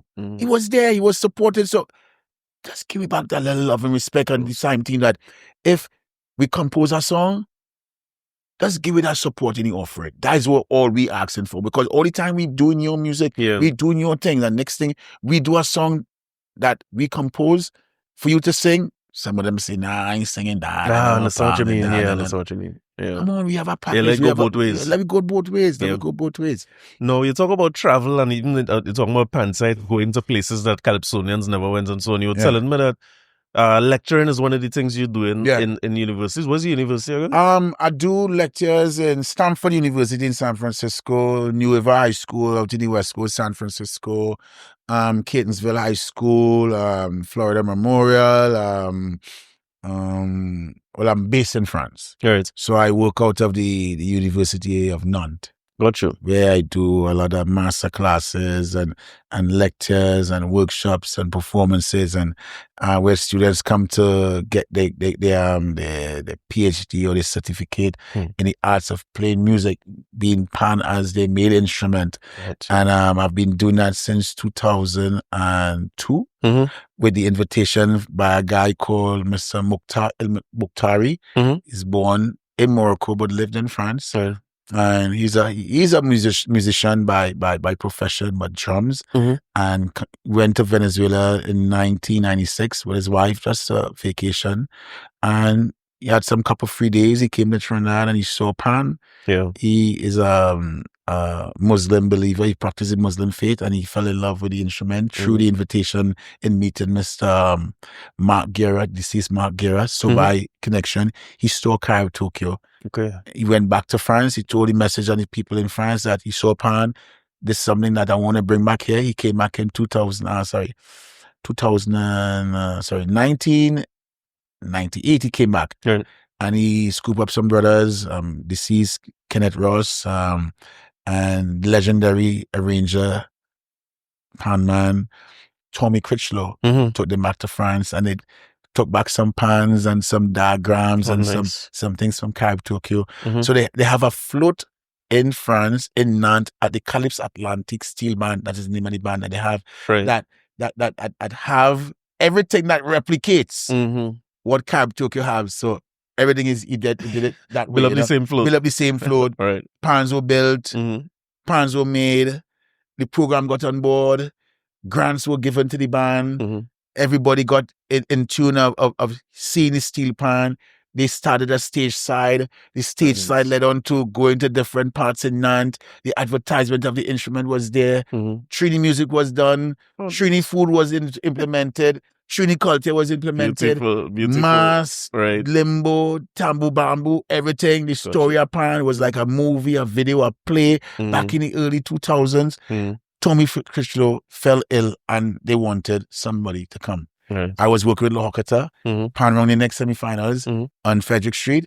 This guy walked up to me, I need to talk to you. So, do you want to come to France for 3 months to teach pan? I said, yeah. You're gone. God, I jump on a plane, quick. Quick as he would rapid response. Right there, I can't talk no French at all. So by extension, all the youths who going to school and receiving free education, you see a tuition that they receive from school, may it be maths, English, foreign languages, learn it. Children, go to school and learn well, because you never know, down in life, you got to catch real hell. I catch real hell because I couldn't talk no French. So I watching people now. I thought them cussing me, I thought them cussing me, boy. I thought they was cussing me. Until I said, no, Duvon, we love you, we love you. It's a song so. No. All I remember, bonjour, Duvon, ça va? Right. Ça va toi, tranquille, ça va? Oh, but you're inside, you're talking French too. Well, I speak a little French because I don't understand what they're saying. But it's been nice, the language change and stuff like that. It'd be nice, just mixing the new thing with the old thing. Of course. And everything played off nice, so until the program build, I went back, I built the program, build the band until the association was built to the point that it's now an organization, association that is an occupational space for everybody, Calypso Atlantic. So we have teachers in there teach pan every day. Oh, nice. From 8 till 5. So the children is using this as part of a general music program. General music program. Gotcha. With that happening now, there are schools in the region, in the Atlantic region of France, that has pan on their curriculum. Right. So we go around, we send teachers from the Calypso Atlantic band to go there to teach pan, Thanks to Mr. Mukla El Mukhtari. So I go back every year between the months of April to June, July, just to oversee the program. Makes sense. And students get their grades, their PhDs and stuff like that. But it's not on a competitive basis. Oh, yeah, it's not the same as here. It's not the same as here. They see the tool as a tool like the piano, the saxophone, the trumpet. Make music and compete with yourself in making music and selling your music. It's advance it. Advance it. Makes because sense. the way how the thing up now there is governed by unions, The music space out there is protected and run by unions now. Understood. Because they have 4 seasons. We could gig in Trinidad from January to January, I suppose they have a window. So they have a window. They will gig from March to October, because when that cold season, nobody can stand up outside and play no pan, So when you laugh, a serious thing I tried. Not me. I ain't doing that. They got pay much you want. So what my next question going to be when you say that, right? Pan on the school curriculum in Trinidad. How close we is to that? Is it something we should have? Where are we? We confused. We're in a confused state. Everybody who know me for years, I've been advocating for this. I've left school in 1992. I had my junior secondary school teaching in Tobago in Scarborough Junior Secondary. Music was on the syllabus, on the booklets, and the instrument of choice that I had was to get to learn to play music was a recorder. Say it is so now. Say it is so. It's still so. Still in 2025, it is still a recorder. Yeah, my son just went in Form 1. I had to buy a recorder for him. I was so annoyed. You living in a country that you claim to say is the national instrument. Mm-hmm. You put it on the coat of arms, is a national instrument, but yet still you have over 500 national schools that teaching music, but you're using the colonialism brothers and sisters tool. So let me ask you, because this is where the resistances come from, right? You pick up an instrument. An instrument is something that I tell my son all the time. He's play keyboard, and we come from a parang family, so I play a little quattro guitar and thing. But until you do that hundreds of times, your muscles ain't go working. I just keep telling them you have to treat it like how you ride a bike. You have to do it till you can't forget, right? Facts. So one of the issues is they say the recorder cheap. Mm-hmm. You could just buy a recorder for a child. How are we responding to that? The fact that the recorder is a cheap instrument. We'll take one with you before you go to. I have to make sure. The pan could be cheap too, no? The pan could be cheap. Once we create a market for the mass production of the instrument to be for what it is, and you have multiple people be on board, you occupy a space, a market to create new pan tuners, new pan makers, an industry where the pan could become affordable. So what you're saying is we have to make it the way we want it to be. We have to make it the way we want it to be. Okay. We have one pan factory in Trinidad and Tobago that it's called Midco, run by the Hardcore brothers alongside Mr. Aqualit. Their system of having pans make is they get the drums from Japan, they ship the drums to Trinidad, they build and make the instruments here in Trinidad. They ship the pans again out of Trinidad to Ohio to chrome. Come back to Trinidad again to tune it to make it a final product. Japan, Trinidad, build, make. Trinidad, Ohio, chrome, come back. You know what's the cost of that? It must be expensive. Oh, man. No, but you tell me, how they doing it in France again? He was telling me. They make their own pans there. Okay. They make their own pans there. There are good pan makers out in France. Guys like Laurel Alsangis from Guadeloupe go across to France and he make pans. There's a guy who was living in the US that lives in the French region now by the name of Darren Dyke. They make pans across there. And this might shock plenty people. Have you ever seen or known about the reverse version of the pan? They call it the hung. No, I didn't see it. It's a street instrument. It's a nice percussion instrument. They play with their hands. I think I see it on social media. It's going wrong a lot. It's going wrong. People are investing more in that than Steelpan. Big time. We need to implement this music, this instrument in all the schools because we have a wealth of knowledge of pan makers around who can make the pans. We have UTT, we have COSTAT, we have UE, we have an influx of students going into these institutional spaces to learn music, to learn theory, to learn steel pan thing. When they graduated and they come out, where they're going. You could have employed all these people and put them in schools and make the thing become compulsory. Take the record out of these schools. Put my left hand in the bottom and no, that's one of the things that people who are against this or who give resistance to this, one of the other things they say is, again, coincidentally, I learned to play one song on pan in my life. It's Pan in A minor, just coincidentally, right? Big song. of course. Big song. I get you know. But when you start to learn a string instrument, your hand had to harden this, because your fingers had to callous. There's no way around it. You had to go through the pain first. And to do that, you had to love it. True. And I would assume that the pan will have similar stories in terms of what needs to be done to become good enough to play pan, even at a basic level, right? So the resistance people given is they say the recorder easy. When you put one finger, you make a note. You put the next finger, you make a note. What you say to that? That's why Panorama semifinals is what it is. Everybody come to party and lime and have a good time, and not listening to the valuability that comes out of the instrument when pan playing. Right. We don't respect it. We don't respect it. Like, again, they said it's a national instrument. What is the charges of the facing the national flag?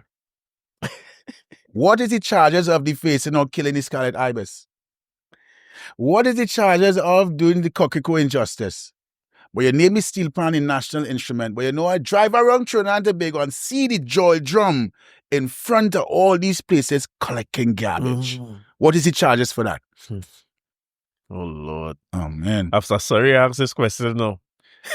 It went worse than I thought it would go. I just think deep. Yeah. This thing is in my DNA. I love Pan. I do like Pan. I love Pan. Right. Me and new to this, I true to this. Right. So when you want to name this thing the national instrument, think about what you're doing first before making it the national instrument. Yeah, man, meet me one time, long before the quota, well, at least I know the quota discussion going on. The other company named Trinidad used to print all the copybooks, and a big steel pan on the front. That a big steel pan, yeah. He said big steel pan on the front, but we learned recorder in school.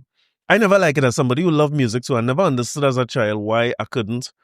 I like quattro. Why I could bring that to school. And I would say that being around Fatima with my son going there now, I had little brothers who went presentation as well. The musicianship in schools is amazing. The youths now, the kind of music they're playing at a young age, it is top notch. Yeah. So I don't understand people who say that because they record it easier to learn music. I don't know if I'm buying that. I'm buying that wholesale nor retail. I'm buying that wholesale nor retail. Because if you put 10 youths in the school system in Jamaica and you ask them about their musical icons, where's their real name? They will tell you off the back foot, they love that thing, Ask a child in Trinidad and Tobago who is McCarthy Lewis. Ask them who is Sterling Bettencourt.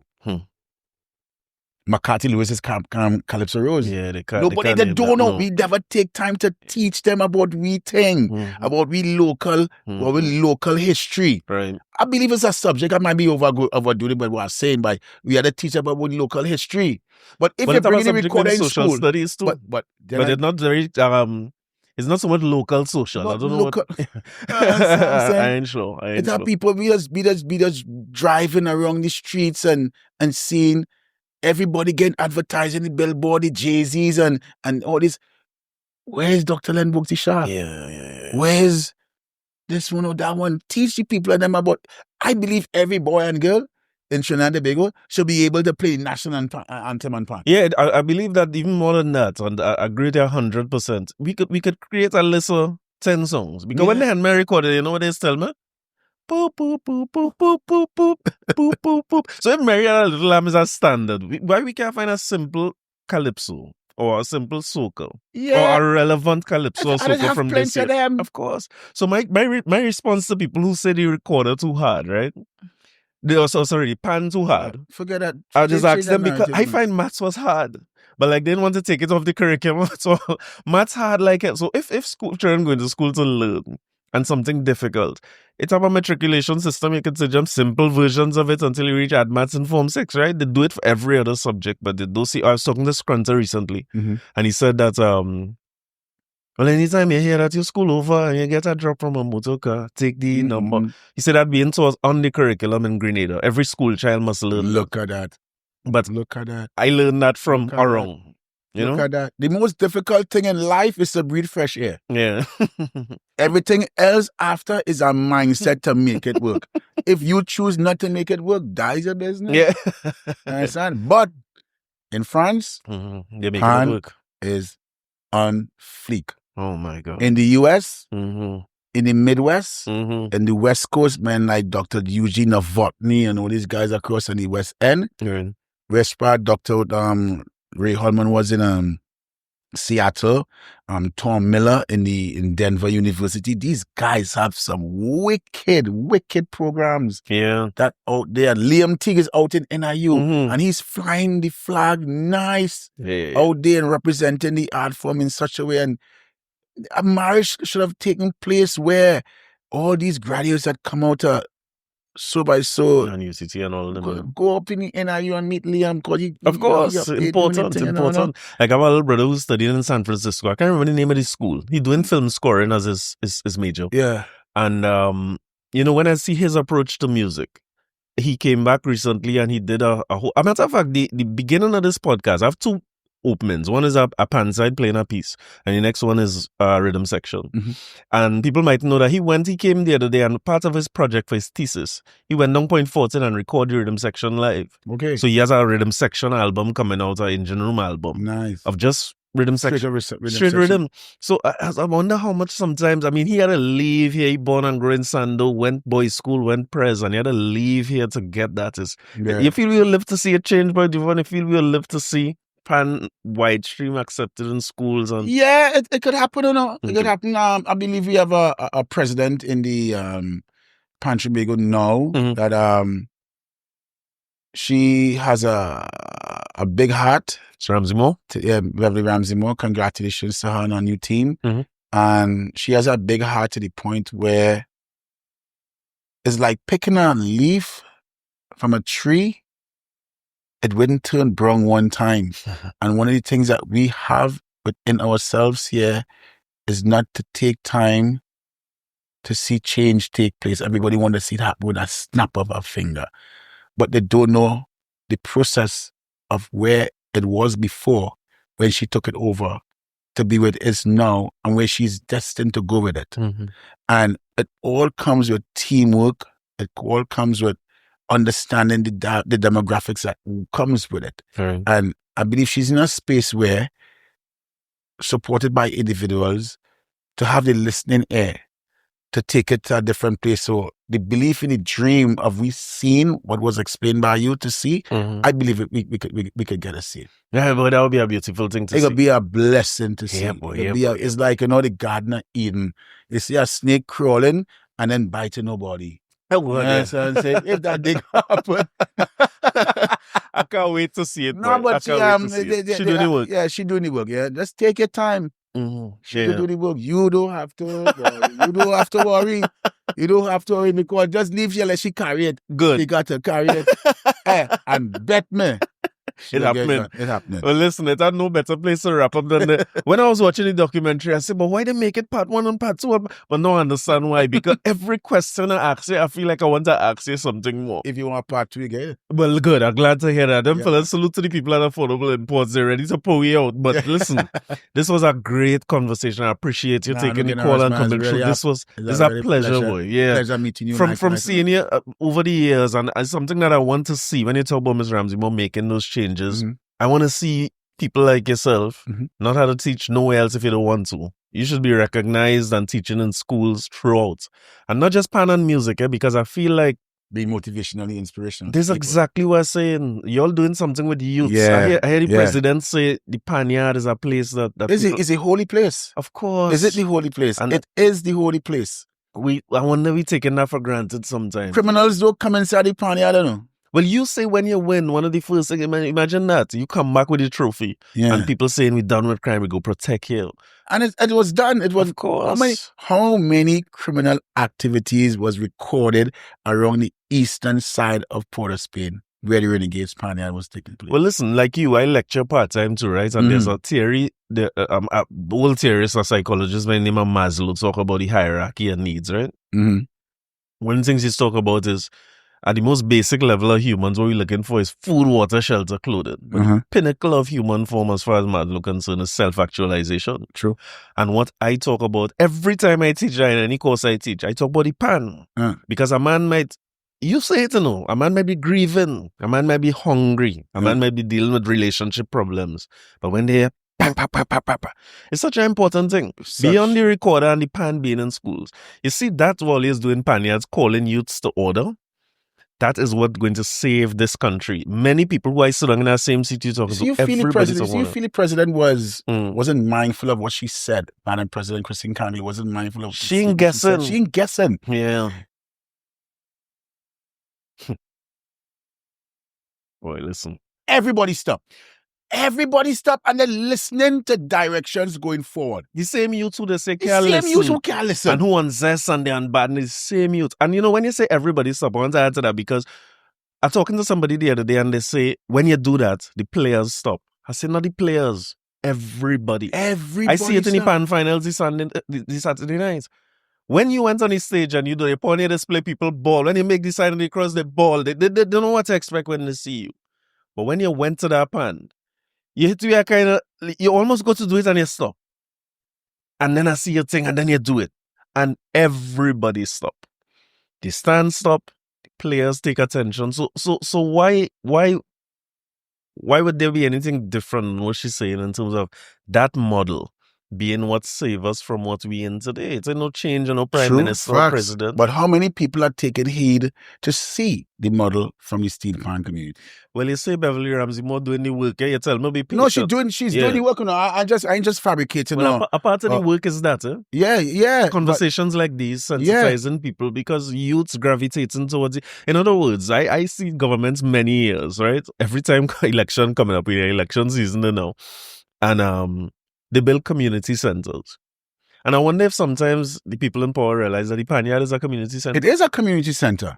So why we don't just, I wonder how come we don't just forget our community center. Many of them, they build community centers and they fade away, because the best village and them thinking community centers was a powerful tool for keeping us in gear back in the day. True.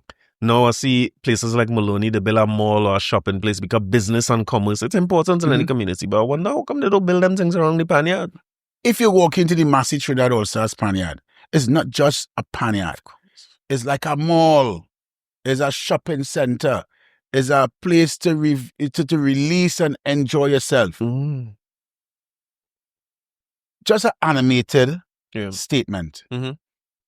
You're on the eastern side of Port of Spain, something happening, and you're around a Panyard and looking for safety. The first place people just look to see what the Panyard is. Serious. Come on. Get it. Who does that? Get it. Nobody coming inside of there. Safety. They're not coming in there. They're not coming in the Panyard and disrespect that holy place. They're not coming in that space to disrespect that place. Boy, listen, the more you talk is the more I want to talk, because I grew up if in... you want part 2, 763 help. Do it. We go 763 help. Where we go get the help? We go 763 help, intro? That's a number, yeah. I didn't even check that. No, check it, 763 help. But listen, you talk about holy place and take me right back to a boy in St. James, because when I grew up in St. James, Panyard was that, but also, you see the Husayard? Yeah. Yeah, the Husayard was that. It's a holy place. It's a holy place. Yo, Trinidad and Tobago had to be very thankful and grateful, knowing that the instrument that we play, that was granted as a gift from God, came from God, you know. For us to know that he did this to save us also, you know. But we ain't thinking that big, because they see it as, we could just play it and after, It's done. It's done. It's a place of healing. It's a place of happiness. It's a place of comfort. It's a place to bring love, unity amongst any creed and race in the world, from country to post, from north, south, east, west. Yeah.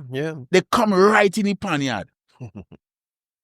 How many people have the opportunity to go into Marshall Montano rehearsal space? Yeah, imagine that. Nobody. Because he don't close that lock. When you're outside, stay out. Who does go and see Kes perform and rehearse? Nobody. The Panyard is the only space that everybody does walk into free to see entertainment between 8 p.m. and 2 a.m., sometimes 3 a.m. Yeah, sometimes 7 nights a week. 7 nights a week. And you telling me that place is now a holy place? Yeah. So you telling me the president of Trinidad and Tobago, Madam Christine Kangaloo, wasn't mindful about what she was saying? Of course. But many people in Trinidad and Tobago taking heed of what she was saying. Yeah, we had to pay attention to her. They had to pay attention. It's like when it was, you remember when we were in primary school, we used to line up in the round in of course, workplace. Hands up. And them yeah, up, hands up, out. And put up your hand now. Yeah.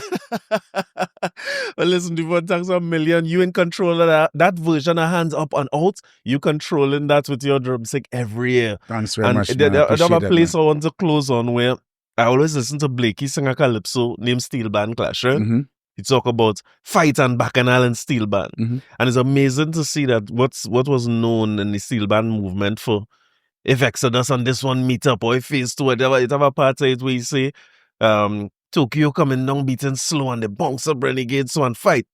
That going to be the thing that bring us back united in our Trinidad and Tobago that we love and know. So I want to thank you very much, brother. Not just for coming here today, but for doing everything you're doing. It's important. I appreciate everything you do. Thanks very much, man. Thanks a million. Knock a glass before we go, you know.